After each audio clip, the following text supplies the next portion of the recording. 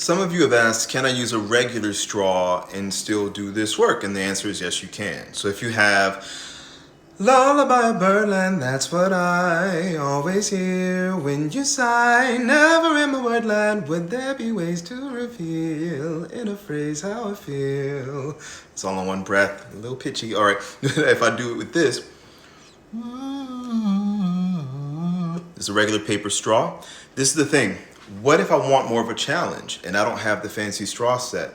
This is paper, so I can pinch it in the center. Can you see I'm pinching it? And now it's more work. You can even see my body move more.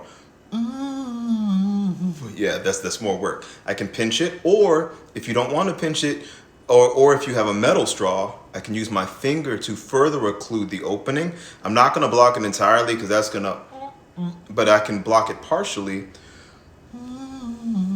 The key is to give yourself a challenge without causing pain. Like keeping with that whole weightlifting kind of metaphor.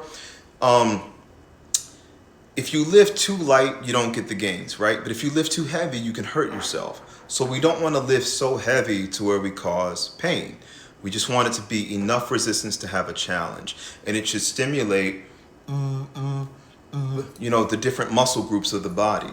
And so and one more thing, I want you to think of singing from the diaphragm more so as body connection. One thing I tell my students is that it's one thing to have 2 people lifting a couch. It's another thing to have 4 people lifting it, because then that makes it easier, So if we just are obsessed with the abs are not your diaphragm, by the way. But if we're obsessed with the abs, that's a part of it. It's just not the whole thing. You have back muscles, you have other muscles to think about.